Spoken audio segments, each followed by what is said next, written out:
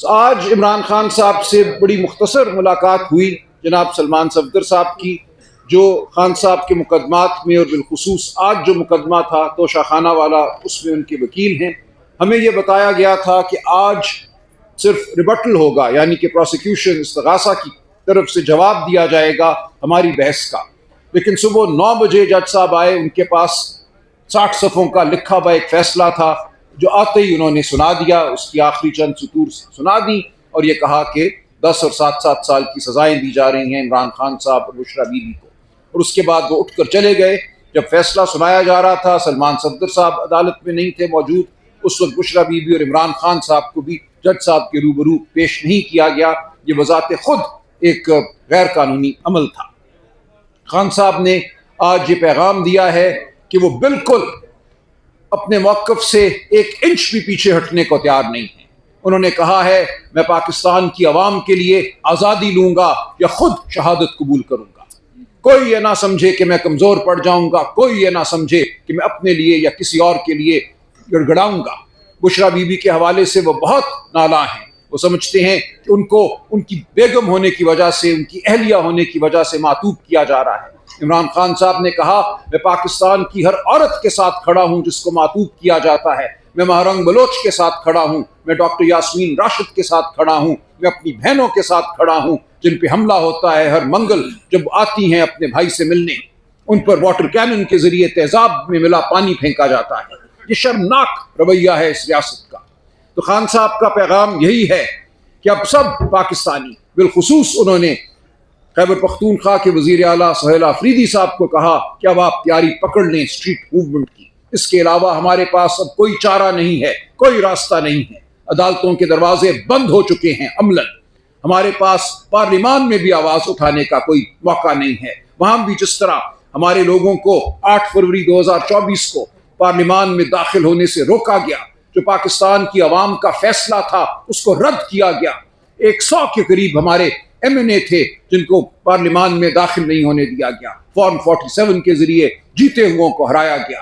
تو ہمارے سامنے ہے یہ پوری صورتحال. یہ ایک جھوٹ کا نظام ہے، یہ ایک فریب کا نظام ہے جس میں نہ معیشت ترقی کر رہی ہے اور نہ انسانی حقوق پنپ رہے ہیں. معیشت کی صورتحال آپ کے سامنے ہے. رپورٹ کی بعد رپورٹ سامنے آ رہی ہے جو کہہ رہی ہے کہ پاکستان کی معیشت جامد ہے. اسٹاک ایکسچینج کے اوپر بڑھنے کا کوئی مطلب نہیں ہے اگر آپ کے گھروں میں چولہے نہیں جل رہے، اگر آپ کو روزگار میسر نہیں ہے. آج اس ملک میں کوئی سرمایہ کاری نہیں ہو رہی، ملیں فیکٹریاں بند ہو رہی ہیں، غربت بڑھ رہی ہے. یہ وہ ملک ہے جہاں 15 سال کی عمر کے بچوں کی 40% آبادی ذہنی طور پر اور جسمانی طور پر اپنی عمر کے لحاظ سے کم ہے، سکڑی ہوئی ہے. یہاں 15 سال کی عمر کے بچوں میں 60% کسی اسکول میں نہیں جاتے، انہیں کوئی تعلیم میسر نہیں ہے. تو یہ ہے پاکستان کی صورتحال. اور اس نظام کے ہوتے ہوئے، اس جبر کے نظام کے ہوتے ہوئے جس کا مقصد صرف اشرافیہ کو امیر تر کرنا ہے، آگے ہمیں کچھ نظر نہیں آتا. آگے اگر ہم نے فلاح پانی ہے تو ہمیں خود آگے بڑھ کر ان سڑکوں کو سنبھالنا ہوگا اور پھر ان ایوانوں کو سنبھالنا ہوگا.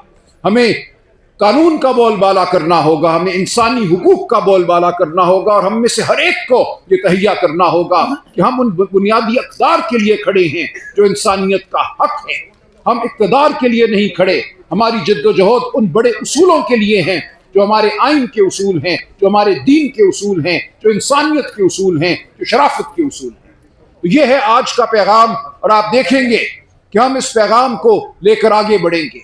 ملک کے ہر خطے میں ہم جائیں گے. خان صاحب نے وکلاء کو بھی کہا ہے کہ کھڑے ہو جاؤ. تم قوم کا ضمیر ہو، یہ ضمیر خاموش نہیں رہ سکتا. تمہیں آواز بلند کرنی ہوگی. تمہیں جو ملک میں عدلیہ کی پامالی ہو رہی ہے اس کے خلاف کھڑا ہونا ہوگا. عدلیہ آزاد ہوگی تو انسانوں کو ان کے حقوق ملیں گے. بہت شکریہ. آپ کے کوئی سوالات ہوں تو میں حاضر ہوں. اسد کیسر صاحب ایک منٹ اسد کیسر صاحب بھی بات کریں گے. دیکھیں اس وقت ہمارا دوسرا سیشن شروع ہو رہا ہے، بس صرف 2 منٹ بات کروں گا. سلمان اکرم راجہ صاحب نے ڈیٹیل سے بات کی ہے. اب اس وقت ہمارے پاس کوئی آپشن نہیں رہا. آپشن ایک ہے کہ ہم نے مزاحمت کرنی ہے. ہم ہر صورت میں اپنی حقوق کی حفاظت کے لیے روڈوں پہ بھی نکلیں گے، عوام کے پاس بھی جائیں گے، اور کسی طور پر اگر کسی کا خیال ہے کہ ہم خوف کا شکار ہوں گے، ہم ڈر جائیں گے، اس کی غلط فہمی ہے، تو انشاءاللہ کل اعلامیہ بھی نکلے گا. آگے کی طرف سے عمران خان کی طرف حوالے سے جتنی باتیں انہوں نے کی ہے کہ جو رولز ہیں پروسیجرز ہیں کہ ایک کیس کا جو اس کو بھی اڈاپٹ نہیں کیا گیا. ہم صرف عمران خان کے لیے میرٹ کے مطابق انصاف چاہتے ہیں کہ عمران خان کو اور ان کی تمام پارٹی کو انصاف ملے. بنیادی طور پر یہ بتائیں, میں یہ سوال اگر عام پریس کانفرنس ہوتی تو شاید نہ کرتا, کیونکہ یہ اہم موقع ہے, قومی کانفرنس ہے. اکرم عابد میرا نام ہے, خبر رسائی کے دائرے میں تعلق ہے, ایک نیوز ایجنسی. یہ اسد کیسر صاحب سیاستدان کو پہچان کیے ہوں گے جنہوں نے یہ کہا تھا کہ 17ویں ترمیم کرنے پر میں شرمندگی کا اظہار کرتا ہوں, قوم سے معافی مانگتا ہوں. ان سیاستدان کو اسد کیسر صاحب جانتے ہوں, کیونکہ قومی کانفرنس سے آپ سے سوال یہ ہے کہ آپ کے دور میں جو خرابیاں ہوئی, جو آمریت تھی, جو جبر تھا, جو اذیت تھی, کیا اس دو روزہ قومی کانفرنس کے دوران آپ اپنے جبر کو اور خصوصاً میڈیا کی آزادی کو بھی آپ کے ہاں محدود کر دیا گیا تھا آپ کی حکومت میں؟ یہ آپ پہ الزام لگتا تھا کہ پی ٹی آئی حکومت نیب گٹھ جوڑ, ان پر آپ شرمندگی یا معافی کا اظہار کریں گے؟ شکریہ. دیکھیں, ہم بالکل واضح ہیں. ماضی میں آپ الزام لگا سکتے ہیں, آپ کا کوئی الزام شاید درست ہو, کوئی الزام درست نہ ہو, لیکن ہم نے اب ماضی سے نہیں جڑے رہنا, ماضی کو ہم نے جواز نہیں بنانا آج جمود کا شکار ہونے کا. ماضی میں یقیناً ہر ایک سے غلطیاں ہوئی ہیں, بالکل ہوا ہے, لیکن ہم نے اب تہیہ کرنا ہے کہ ہم نے آزادی صحافت کو یقینی بنانا ہے, آزادی ضمیر کو یقینی بنانا ہے, انسانی حقوق کو یقینی بنانا ہے. ہم نے آگے بڑھنا ہے. یہ جنگ صرف پی ٹی آئی کی جنگ نہیں ہے, یہ ہر پاکستانی کی جنگ ہے, یہ انسانیت کی جنگ ہے. پھر یہ بھی ایمان مزاری سے بات ہو رہی تھی, وہ یہی کہہ رہی تھی کہ میں پی ٹی آئی کی بہت سی باتوں سے اختلاف کرتی ہوں, لیکن ہم سب کو ایک نقطے پہ اکٹھا ہونا ہے. ہمیں اس ملک میں انسانوں کے لیے جگہ پیدا کرنی ہے. ہم حیوان نہیں ہیں, ہم بھیڑ بکریاں نہیں ہیں.